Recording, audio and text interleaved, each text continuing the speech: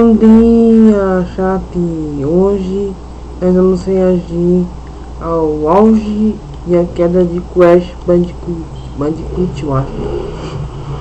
E bora! E nunca joguei esse jogo, mas já vi gameplay do Edu, né?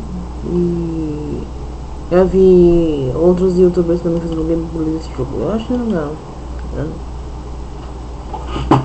Mas nunca tinha jogado, então dominou o mundo dos games. Ele não falava, girava descontroladamente e explodia caixas. E por alguns anos foi tão popular que conseguiu rivalizar tanto com Sonic e Mario. Mas hoje tá no esquecimento. Mesmo com um jogo novo como Crash Bandicoot 4 vendendo milhões, a franquia foi abandonada mais de uma vez. Expectativas irreais, decisões apressadas, jogos cancelados e aquisições bilionárias empurraram o nosso marsupial pro limbo.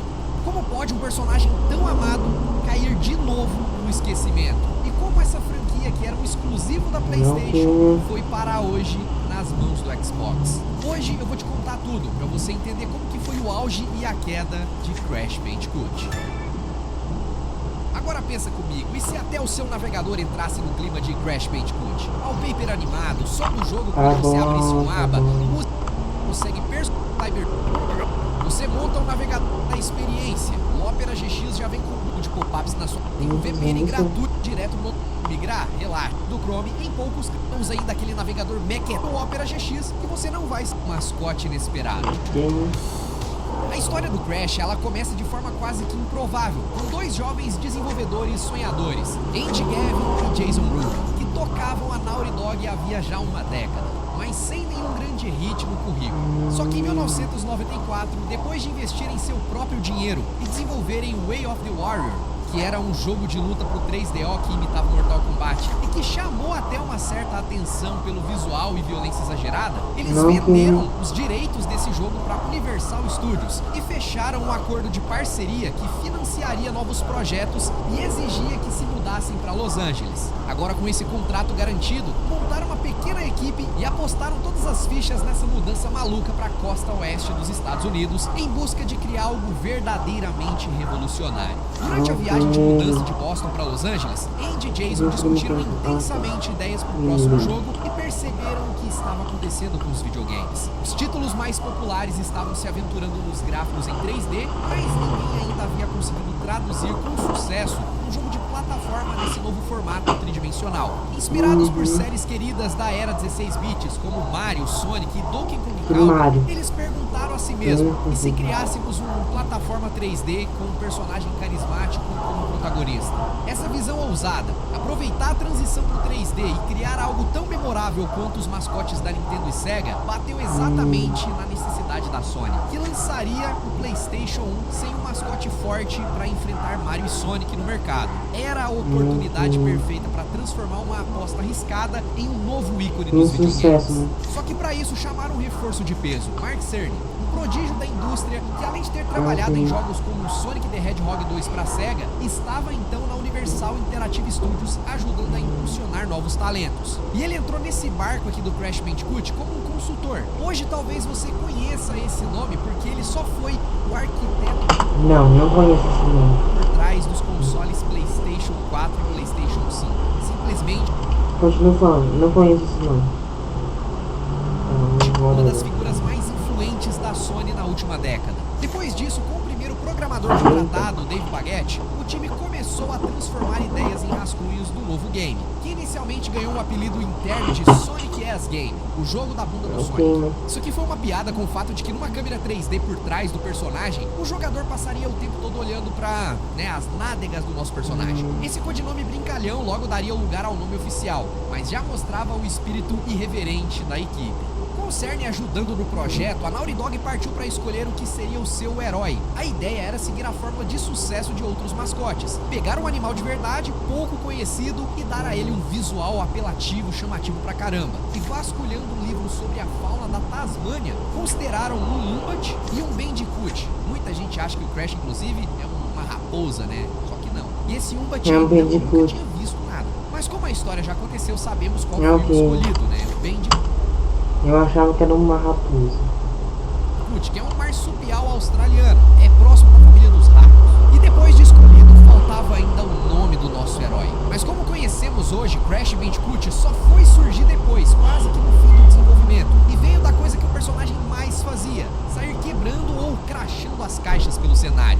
Crash vem do barulho e do impacto de derrotar caixas de madeira. E cá entre nós aqui, combinou perfeitamente. Além disso, a cor laranja vibrante do Crash foi escolhida a dedo para se destacar nos ambientes do jogo, porque laranja não era uma cor comum em personagens da época, então ele brilhava na tela principalmente nas TVs de tubo. Pronto, tínhamos um herói original, nascido da mistura de necessidade técnica e criatividade maluca. Um Bandicoot mutante com calça jeans, tênis e luvas, pronto para encarar um cientista maluco. Tava agora plantado a sementinha de um futuro mascote. Desafios e sucesso do primeiro jogo. Criar um jogo de plataforma em 3D em 1992 não foi nada. Não deveria ser fácil, né? Imagino. Ainda mais a tecnologia era bem limitada naquela época.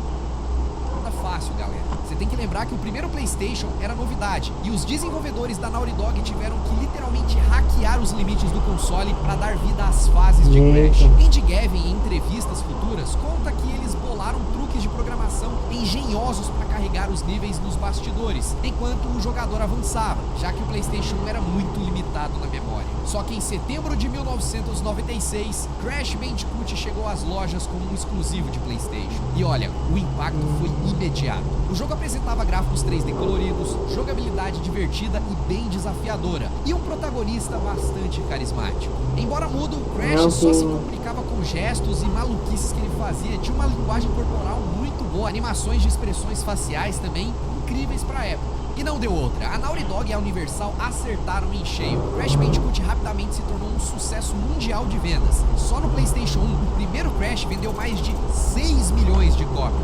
Porra! Os caras faturaram uma grana. Um número impressionante para época.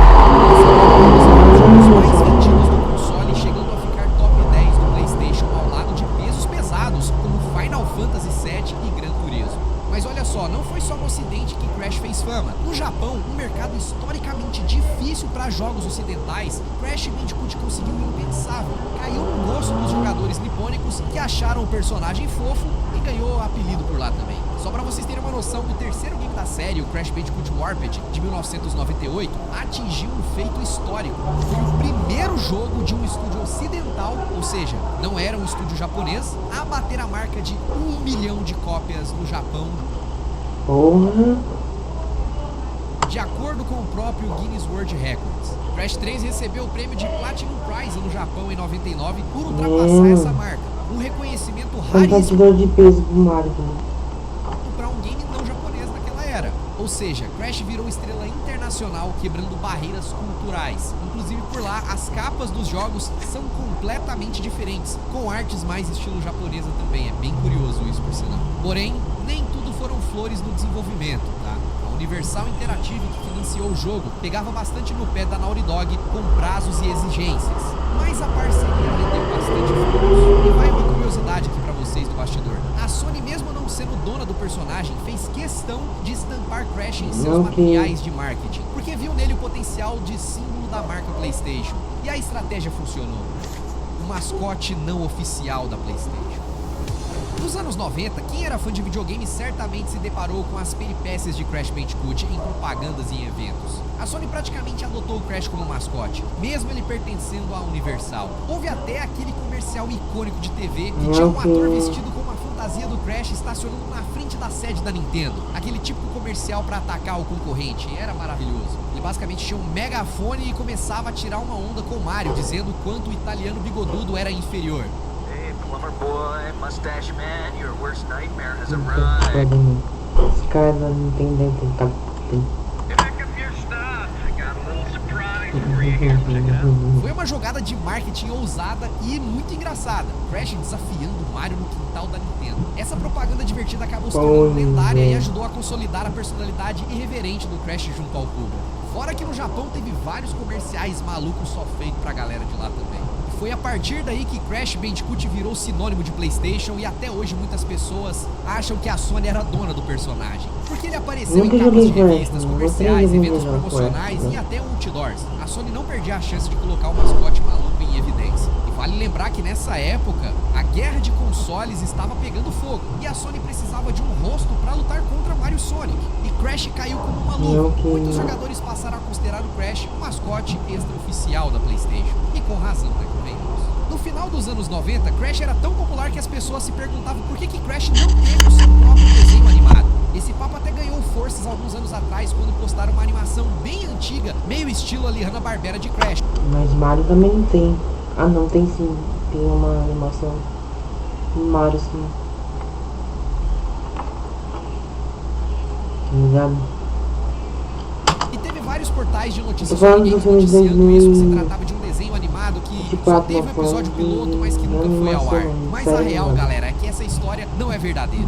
Essa animação se trata, na verdade, da introdução que seria colocada no primeiro jogo da série. E como eu sei disso? Porque eu perguntei publicamente no Twitter pro próprio Andy Gavin, na maior cara de pau, quando esse episódio aí apareceu na internet. Eu achei What the fuck?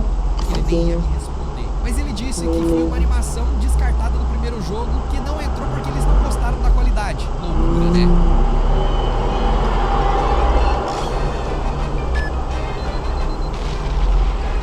Imagina criar um aplicativo com uma Ok. só com o poder da imaginação. Conheça a base. A Era de Ouro. Entre 1996 e 1999, a franquia Crash Bandicoot viveu seu período dourado, na minha opinião. Sob a batuta da Naughty Dog, praticamente um jogo de Crash saía por ano. E todos eram sinônimo de qualidade e sucesso comercial. Crash Bandicoot de 96, o primeiro introdutório, aquele que apresentava a ilha pela primeira vez, o Dr. Neil Cortex, e fez a gente sofrer pra caramba naquelas malditas fases onde tinha uma ponte e você caía com facilidade no penhasco abaixo. Apesar das dificuldades, foi um hit instantâneo. Ok. Crash Bandicoot 2 Cortex Strike Back, de 97, a sequência que evoluiu em tudo, gráficos melhores, jogabilidade mais refinada, fases com mais variedades, como jetpack no espaço, ursos polares e a introdução de novos personagens, como a Coco, armando Crash. Só pra vocês terem uma noção, Crash 2 vendeu mais de 5 milhões de cópias. 1 milhão a menos que o outro, não é? Já começou a decair o número de vendas, cara. Como assim? Consolidando a franquia como uma das maiores do PlayStation 1. Crash Bandicoot Warped, o ápice da trilogia original. Esse jogo levou Crash pelo tempo e espaço, com fases ambientadas em várias eras, Idade Média, futurista, pré-histórica. Introduziu as motinhas, que inclusive, meu Deus do céu, que fases satânicas. Era difícil pra caramba, principalmente quando eu era criança. E tinha um elemento muito legal que eu gostava bastante, que são os poderes especiais que a cada chefão que você matava naquele cenário, você podia utilizar nas próximas fases, como a bazuca de fruta. What the Poder fuck? correr Ok. mais rápido, o giro mais longo. Isso foi uma adição bem interessante. E não deu outra. A crítica aclamou o Warped. E as vendas também não decepcionaram. 5,7 milhões de unidades. Foi tão 700 mil a mais que o segundo jogo, mas 300 mil a mais que o primeiro jogo. Ok, né? Eles não conseguiram fazer vender mais que o grande primeiro jogo, né? vocês bateram o recorde no Mas Japão. pelo menos foi E sucesso. muita gente até Isso considera é esse o garantido. melhor jogo de Crash de todos os tempos.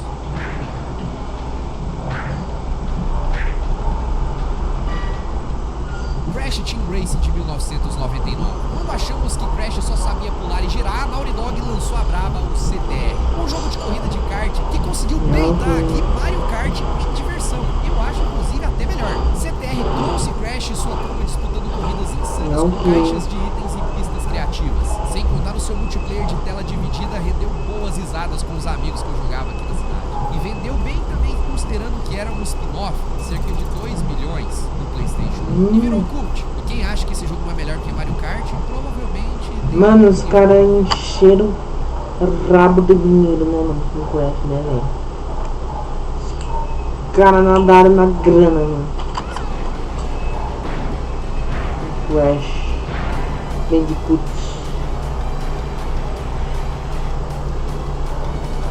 Crash Bash nos anos 2000. E nessa mesma onda de trazer spin-off com os personagens de Crash, esse aqui é um party game no maior estilo Mario Party. Curiosidade, Crash Bash não foi desenvolvido pela Naughty Dog, e sim pela Eurocom, mas ainda assim saiu no PlayStation. Tinha lá a sua diversão em multiplayer local, embora não tenha sido tão marcante quanto os demais títulos, mas era bom pra caramba, e se você tivesse aquele adaptador que pudesse conectar até 4 controles de PlayStation no seu console, meu amigo, dava pra fazer uma festa em casa. PlayStation original. Nessa época dourada, É? Crash estava no topo do mundo. Somando as vendas, só no PlayStation 1 a franquia Crash Bandicoot vendeu mais de 20 milhões de unidades. Isso fez Crash se tornar uma das séries mais que vendeu mais de 20 milhões. Mano, olha isso, 20 milhões de cópias. Chat. Na época um jogo deveria custar o quê? 20 dólares? 50 dólares? Você divide por assim, 20 milhões, mano. É só você conta, tá, chat? Não sei quanto que custava o jogo na época. Depois eu vou pesquisar quanto custava o jogo na época do PlayStation 1. Vamos supor que seja 50 dólares. Ou menos, um pouquinho menos. Aí você só divide por isso daí. Aí dá pra imaginar, né, chat? Dá pra imaginar o quanto de dinheiro esses caras ganharam. De unidades.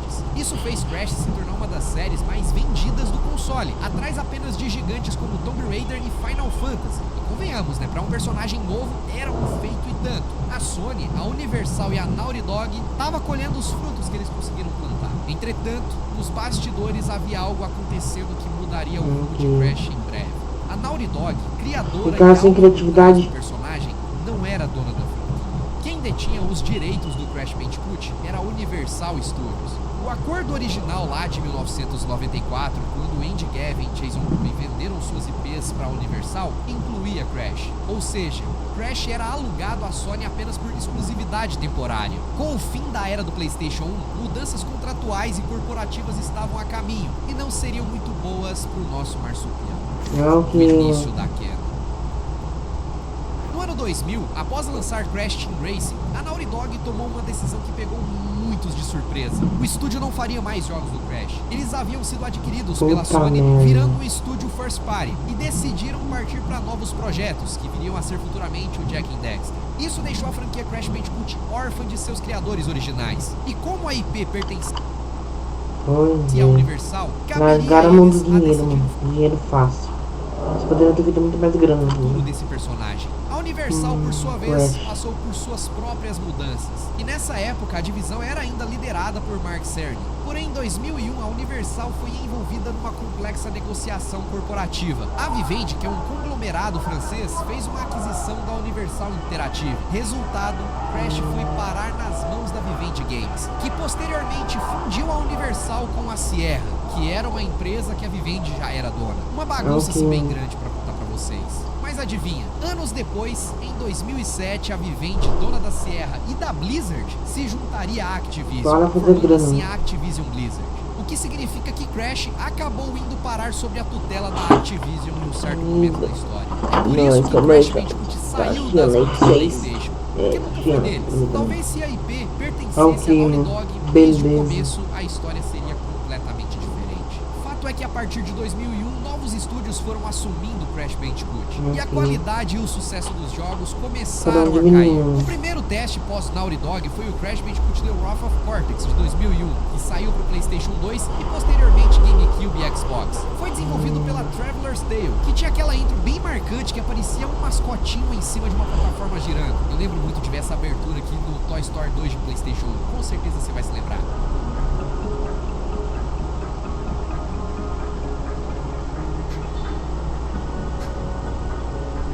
Esse novo jogo do Crash tentou seguir a fórmula clássica. Era basicamente o Crash 4 em espírito, só que sofreu muitas críticas por falta de inovação e loads longos. Ainda assim, ele vendeu até que bem. Estima-se que passou ali de 1,5 milhão de cópias só na América do Norte. Mostrando que o público ainda estava com o personagem. Porém, foi fracasso total. Os números da era PlayStation 1 já eram bem mais abaixo. A magia por aqui já começava a 1,5 milhão de cópias?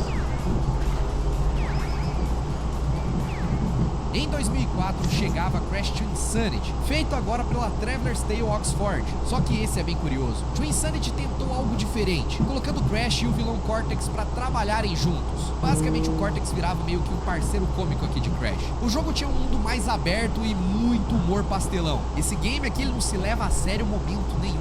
E na minha opinião combinou demais com o clima do jogo. É assim surreal os diálogos que tem do Cortex e o Crash sem reação nenhuma, porque ele não fala nada. O roteiro aqui, as piadas elas são sensacionais. Os fãs que jogaram até que gostaram da ideia, muitos consideram inclusive True Insanity um título subestimado da série. E pra mim uma das melhores coisas que tem nesse jogo é a sua trilha sonora, que foi toda feita a capela, ou seja, não tem nenhum instrumento, é tudo feito com a boca. Isso ficou sensacional. E talvez você nunca tenha reparado nisso, mas a música que mais deixava isso perceptível era quando tocava na fase do Neil Cortex, que ele precisava sair correndo das abelhas. Starting off with this attack, it's absolutely unstoppable. Don't mind my little rusty.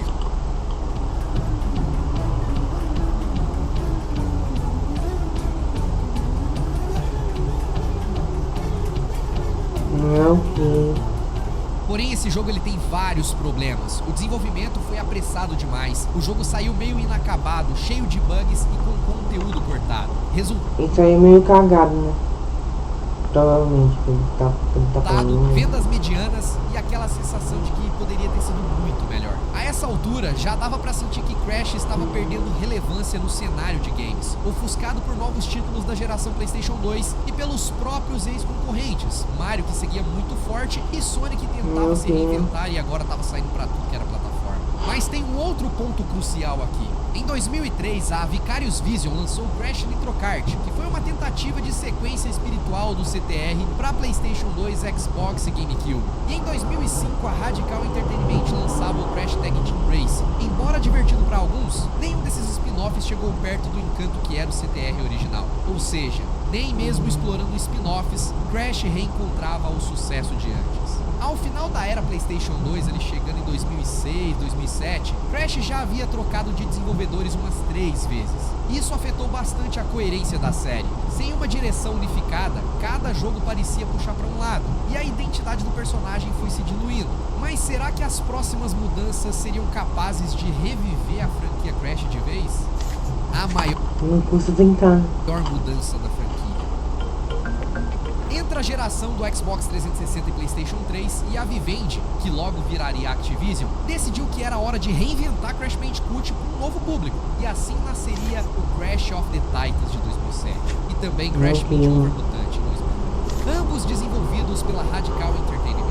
E bota reinvenção nisso. A equipe deu ao Crash e aos personagens um visual completamente diferente, com um estilo mais radical e que combinava um pouco com os anos 2000. E resumindo, basicamente o Crash ganhou tatuagens tribais no braço, não me pergunte por quê, e ficou com uma cara mais brava, sem contar no Aku Aku, que ganhou um design muito esquisito. E o Neil Cortex ficou com um look cartunesco exageradaço. Basicamente pegou...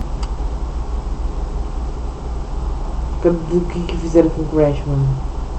Tudo que a gente conhecia e transformou em outra coisa. Além do visual, a jogabilidade mudou completamente. Agora Crash aprendia combos de luta e o principal ataque dele passou a ser dar socos e chutes nos inimigos, em vez do nosso clássico giro.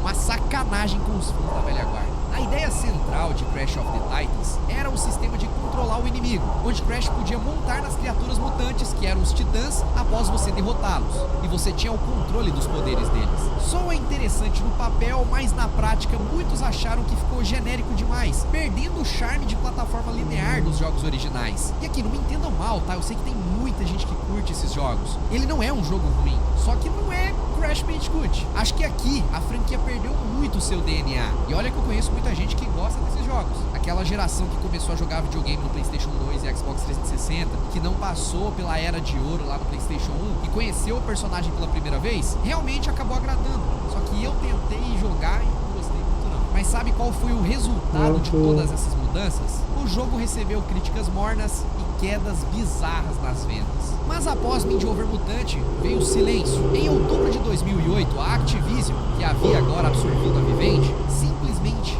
abandonou Crash. Não anunciou novos projetos e nem mencionou o personagem em seus planos. Era oficial. Crash Bandicoot tinha caído no esquecimento depois de mais de uma década de jogos quase que anuais. O antigo mascote da PlayStation, um ícone dos games, entrou num hiato forçado. O grande hiato. Imagina a cena. Você é um fã de Crash Bandicoot, cresceu jogando a trilogia original, CTR, etc. Agora em 2009, uma nova geração... sem jogar. Tipo, nós somos Dragon Ball, tá ligado? Que tá desde 2018, quando terminou o anime, né? Sem ter nada. Só no mangá. O mangá também tá em hiato. Aí é foda, né, velho? E é foda. De consoles estava bombando e nada de Crash. 2010, 2011, 2012, nenhum sinal. Foram praticamente 10 anos sem um novo jogo do Marsupial. Para ser exato, de 2008 até 2017, o personagem ficou completamente na geladeira. Nesse intervalo, claro, os fãs não esqueceram. Muito pelo contrário, a ausência só aumentou a aura nostálgica. Fóruns e comunidades online frequentemente perguntavam: cadê Crash? Boatos surgiam aqui e ali sobre um possível novo jogo, mas nada concreto. Uma época bem curiosa foi por volta de 2011 e 2014, quando concept arts vazaram de um projeto cancelado chamado de Crash Language, que seria um reboot estilo plataforma com visual cartoon bem Infelizmente, o projeto foi abortado antes de ser oficialmente revelado. Mais uma esperança frustrada. Inclusive nessa época, sempre que tinha algumas novidades sobre isso, eu mesmo fazia vídeo comentando aqui no canal das teorias e vazamentos praticamente 12 anos atrás. Loucura ver isso hoje em dia. Desde o lançamento do PlayStation 4, a Sony vem tiçando o povo com Crash, deixando mensagens subliminares, não mensagens subliminares, mas meio explícitas de Crash, e novamente eles fizeram. Mas assim, nesse período, nem tudo foi completamente vazio. Crash chegou a fazer participações especiais, como por exemplo, ele apareceu como personagem jogável em Skylanders de 2016. Ver o Crash ali de volta, pelo menos assim de forma sutil, como um bonequinho nesse jogo, deixou a galera esperançosa. Também teve aquela referência sensacional do Crash em Uncharted 4, onde o Nathan Drake tá sentado na sala jogando ali PlayStation 1. Um easter egg maravilhoso. Não, que beleza. Um jogo jogando esse jogo.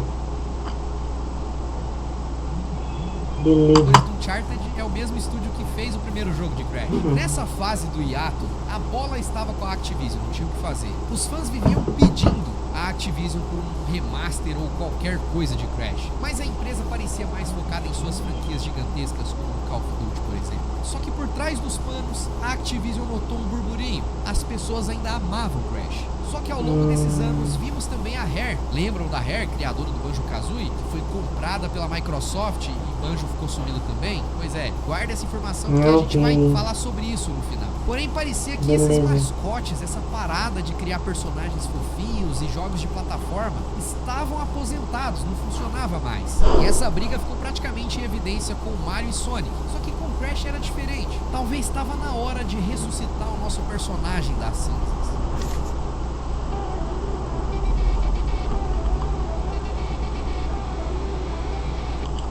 Renascimento nostálgico. Então, finalmente, a E3 de 2016 trouxe uma surpresa de cair o queijo. A Sony anunciou em parceria com a Activision que Crash Bandicoot iria retornar em um formato remasterizado. Era Crash Bandicoot Insane Trilogy, uma remasterização completa dos 3 jogos clássicos de PlayStation 1, desenvolvido pelo estúdio Vicarious Vision. E detalhe, os gráficos apresentados aqui estavam lindíssimos e eu até chamo essa versão de remake, porque, meu amigo, é brincadeira como esse jogo ficou bonito.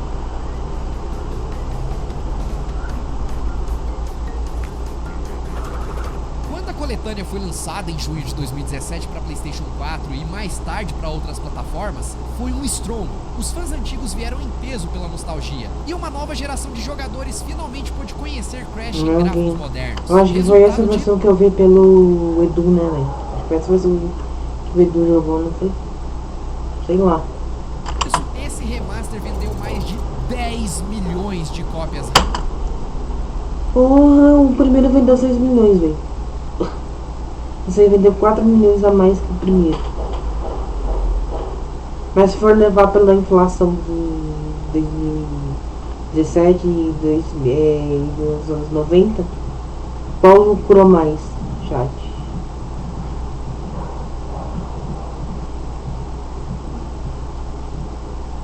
Né, velho, porque... Bom, deixa quieto. Eu vou comentar uma coisa aqui, mas deixa quieto.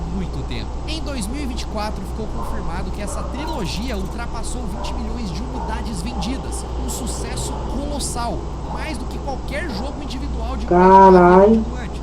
Vocês não estão entendendo, galera? Isso é um número absurdo. Diversos É um jogos fenômeno, gigantescos aí com orçamentos enormes que custam 200, 300 milhões de dólares para serem feitos, não chega na marca de 5 milhões de vendas. Quem dirá 10 então? Crash Bandicoot estava de volta ao topo das paradas, graças à força da nostalgia bem feita. O sucesso de Insane Trilogy fez a Activision perceber que ainda havia muito fôlego para a franquia. E não demorou, em 2019 eles lançaram Crash Team Racing Nitro Fuel, remake do CTR, feito pelo estúdio Binox. Novamente, a resposta foi excelente. Os fãs adoraram revisitar as corridas insanas com visuais atualizados e conteúdo novo. Esse CTR também vendeu muito bem, superando 10 milhões de cópias mundialmente. A Activision, inclusive, manteve suporte a esse jogo com novidades por muito tempo, trazendo novos personagens, DLC, passe de batalha. Foi uma festa pra quem curtia multiplayer de kart. Nessa época, entre 2017 e 2019, havia uma verdadeira Crash mania de volta. Crash aparecia em eventos, ganhou novos brinquedos, voltou ao topo das paradas, até apareceu na série animada do Skylanders da Netflix. Era como se todo mundo tivesse redescoberto o Bandicoot e dito: caramba, como que sentimos falta desse personagem aqui. Vale mencionar também que a trilogia do irmão, entre mil aspas, né, do Crash, o Spyro, também foi remasterizada e vendeu mais de 10 milhões de cópias. Ou seja, a Activision percebeu que estava valendo a pena capitalizar em cima desses personagens que bate na nostalgia. Paga uma Isso grana. movimentou o caminho para o inevitável próximo passo. Money, Um jogo money, inédito money. e totalmente novo do Crash. Só que a pergunta no ar era: será que conseguiriam criar um novo Crash à altura dos clássicos depois de tanto tempo? Em 2020 tivemos essa resposta: Crash Bandicoot 4.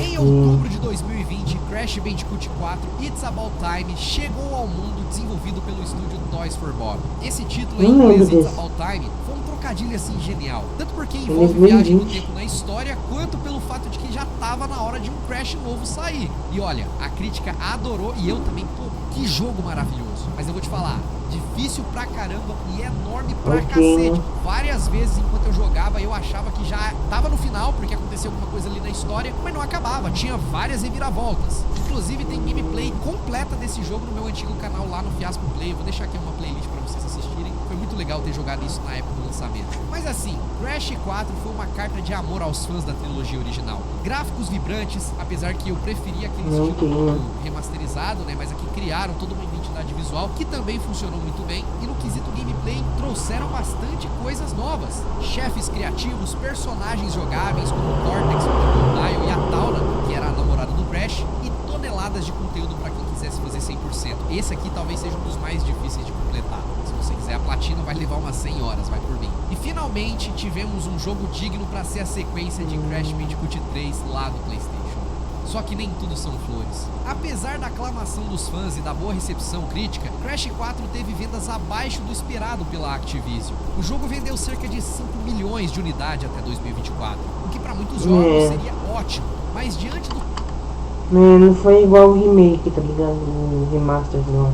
sucesso estrondoso da trilogia remaster de 20 milhões, acabou sendo visto como decepcionante. E por que isso aconteceu? Há várias possíveis razões. Crash 4 saiu no fim de uma geração PS4 e Xbox One e talvez muitos esperavam versões Next Gen. O público casual que curtiu o remaster pela nostalgia pode não ter migrado para um jogo novo desafiador. Ou talvez a Activision tivesse expectativas irreais mesmo. E sendo bem sincero, galera, 5 milhões para um jogo completamente novo, que não era sustentado pela nostalgia, é um baita de um sucesso. E eu aqui acho que eles erraram bastante a mão nas expectativas, na minha opinião. E o marketing desse jogo foi forte pelo mundo inteiro, tá? Aqui no Brasil, inclusive, teve aquele clipe sensacional do Cracheta Furacão.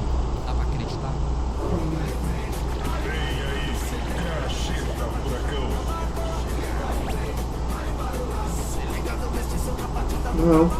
Mas fato é que internamente a Activision pode não ter ficado contente. A Toys for Bob, após lançar Crash 4, sofreu cortes de pessoal nos anos seguintes e chegou a ser redirecionada temporariamente para ajudar em Call of Duty.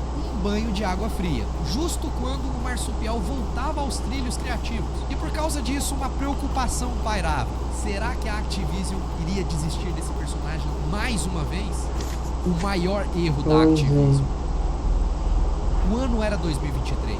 A Activision anunciava Crash Team Rumble, um jogo multiplayer 4 vs 4 focado em competição online. Em vez de uma aventura de plataforma tradicional, dessa vez Crash e seus amigos e inimigos estariam num jogo estilo batalha de arenas, coletando frutas umpas e enfrentando o time adversário em partidas frenéticas. Basicamente um spin-off multiplayer online, quase que um MOBA bem lightzinho ali do Crash. Muita gente ficou surpresa e confusa ao mesmo tempo com essa direção, porque Crash estaria indo para um território dos famosos live service. Justo ele, que é conhecido por experiência single player. Quando anunciado, eu inclusive fui um dos brasileiros que foi chamado pela própria Activision para testar o jogo antes do lançamento. E olha, era divertido na primeira hora, mas não existia nada que me fizesse voltar pro game. E assim, vou falar pra vocês, eles tinham a faca e o queijo na mão pra fazer um remake do Crash Bash Online e ainda teria a nostalgia e muito provavelmente teria feito mais sucesso do que esse jogo aqui. Mas quando o game foi lançado, a resposta veio rápida. E o desempenho do game foi bem ruim. E o maior erro foi não ser um jogo gratuito. E mesmo assim via com temporadas, passe de batalha e microtransações. Uma combinação nada atraente. Além disso, o conteúdo inicial era bem magro. Apenas um modo de jogo, poucos mapas e personagens no lançamento. Todo o conteúdo do jogo ia ser lançado conforme os meses foram passando. Mas se o sucesso não vem de imediato, tudo vai por água abaixo. E convenhamos, a comunidade de Crash são jogadores single player nostálgicos e não abraçou muita ideia aqui. E os jogadores que gostam de um multiplayer competitivo talvez nem tenha dado muita bola para esse jogo nesse estilo. Resultado, a base de jogadores de Crash Team Rumble foi baixa desde o início. Em poucas semanas já era difícil você encontrar uma partida. Um cenário extremamente preocupante para um game cujo sucesso depende completamente do online. O golpe de misericórdia veio rápido. Menos de 9 meses depois do lançamento, a Activision anunciou o fim do suporte contínuo de Crash Rumble. Em março de 2024, o jogo recebeu sua última atualização de conteúdo e a empresa desligou as microtransações e passe de temporada. Os servidores ainda, se eu não me engano, continuam no ar, você pode tentar jogar ali, mas não haverá novos mapas e muito provavelmente você não vai achar muitos jogadores jogando também. Crash Team Rumble efetivamente teve uma vida curtíssima, tornando-se um fracasso de live service que a Activision tratou de encerrar antes que desse mais prejuízo ainda. Foi quase que admitir, ok, isso aqui não deu certo, vamos parar por aqui o mais rápido possível. Esse tropeço do Crash Team Rumble teve consequências, viu? Lembra da Toys for Bob que fez o Crash 4? Eles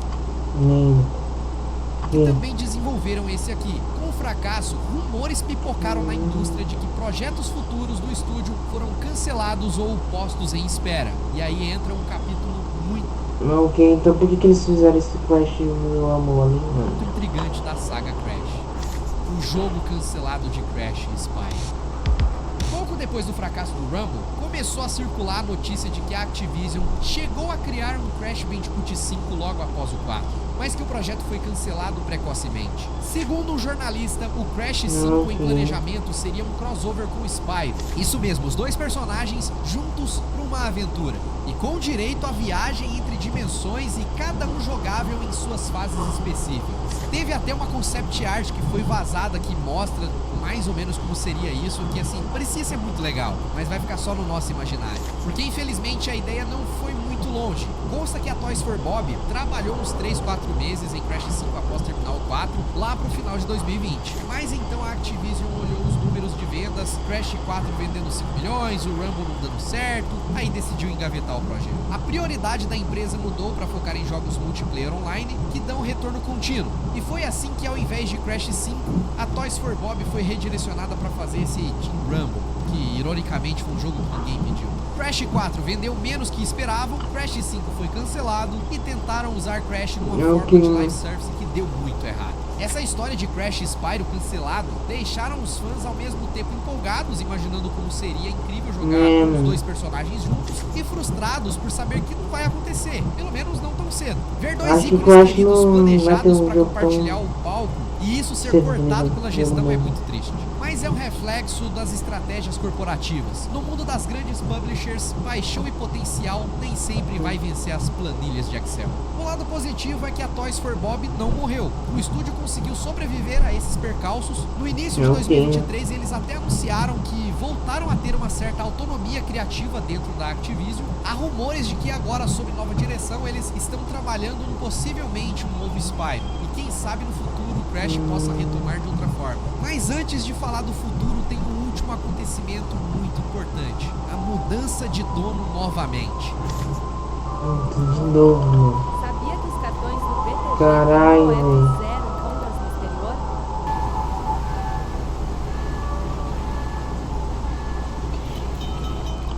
Crash agora é do Xbox. Em Vai. 2022 e 2023 Ok, né, Sony? Beleza. rolou uma mega fusão. A Microsoft anunciou a compra da Activision Blizzard por quase 69 bilhões de dólares. Você não entendeu errado, foi bilhões mesmo. Com essa aquisição histórica, a franquia Crash Bandicoot Spyro passou a fazer parte do império do Xbox. Curioso pensar que o antigo mascote da PlayStation agora é propriedade da Microsoft. Coisas malucas que só acontecem no mundo dos games. Mas o que isso significa para Crash? Bem, é cedo ainda para dizer, mas a incerteza sobre o futuro da franquia só aumentou. Afinal, a Activision não estava fazendo muita coisa tirando o infeliz Rumble. E agora, sob a Microsoft, Crash pode tanto ganhar uma sobrevida quanto ser engavetado de vez. É aqui que aquela comparação com a Rare e Banjo-Kazooie começa a aparecer. Pra quem não conhece a história, a Rare foi uma desenvolvedora estreitamente ligada à Nintendo nos anos 90. Fez inclusive Donkey Kong Country, Banjo-Kazooie e GoldenEye 007. E todos esses fizeram um enorme sucesso. Em 2002, a Microsoft comprou a Rare e o que aconteceu depois? A Rare acabou se afastando de suas criações clássicas e passou anos fazendo projetos diferentes, e o mais recente que furou a bolha e deu muito certo foi o Sea of Thieves. Mas Banjo-Kazooie, que era o Crash do Nintendo 64, ganhou apenas um jogo novo em 2008, que mudou muito a jogabilidade para construir veículos e foi super mal recebido, e depois subiu por completo. Até hoje os fãs pedem Banjo 3, mas nada aconteceu. O urso e o pássaro vivem de aparições, como no Smash Bros, e vive de nostalgia. Na verdade, nem de nostalgia vive porque não tem jogo novo. E aí entra a preocupação dos fãs de Crash. Será que o Bandicoot terá o mesmo destino do Banjo? Aquela situação de um personagem querido, não saberemos, cuja proprietária, no caso a Microsoft, não sabe bem o que fazer e deixa ela na geladeira, é uma possibilidade muito real. A Microsoft fez essa venda da Activision muito pelos grandes peixes como Call of Duty, Warcraft e Diablo, e não se sabe se Crash estaria nas prioridades. Eu tenho fé ainda que vai acontecer, porque também tivemos anúncio de jogos cancelados como o Tony Hawk, Pro Skater 3 e 4 Remaster, que depois saiu aí, chegou ano passado inclusive.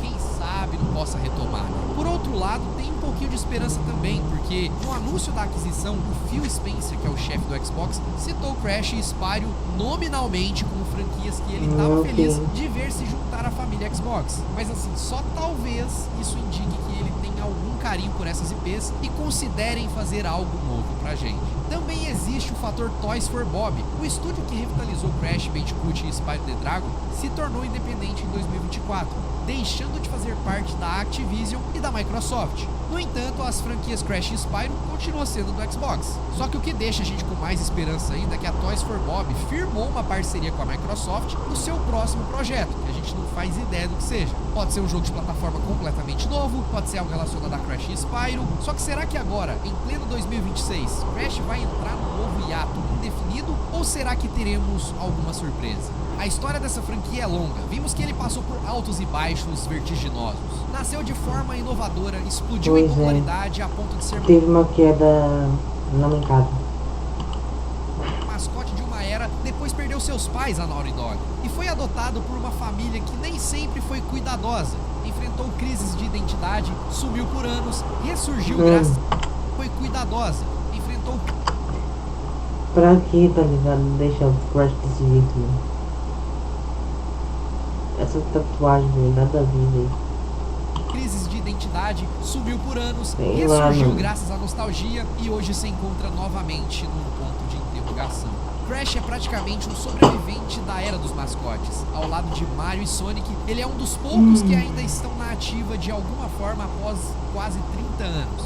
A questão é qual vai ser o próximo passo. A compra pela Microsoft abre possibilidades. Quem sabe o Crash 5 seja retomado, ou um crossover entre Crash e Spyro finalmente vai acontecer com o apoio do Xbox. Ou quem sabe um remake do tão aguardado Crash to Insanity, mas corrigindo os problemas que o game original tinha. O fato é que no momento o que temos de concreto são apenas rumores e a esperança dos fãs. Nenhum novo jogo do Crash foi anunciado desde o Rumble. Spyro também está quieto desde o remaster. A Toys for Bob aparentemente trabalha em alguma coisa nova, mas que não foi anunciada até hoje. Eu, particularmente, torço para que esse marsupial maluco continue nos divertindo de alguma forma, sem precisar assumir novamente. Se tem algo que Crash Bandicoot provou, é que ele sempre encontra um jeito de voltar.